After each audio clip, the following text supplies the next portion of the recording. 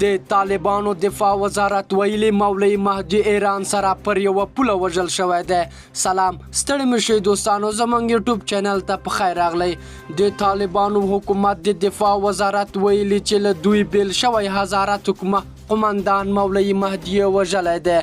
دغه وزارت په خبرپاڼه کې ویلي چې د سرپل ولایت بلخاب ولسوالۍ لپاره د دوی بغاوتګر مشر مولوي مهدي له څو نورو ملګرو سره غوښتل ایران ته واوړي، خو په یوه پوله ساتو ځواکونو د هرات او ایران ترمنځ سرحدي سیمو کې په نښه کړی وژلی دی.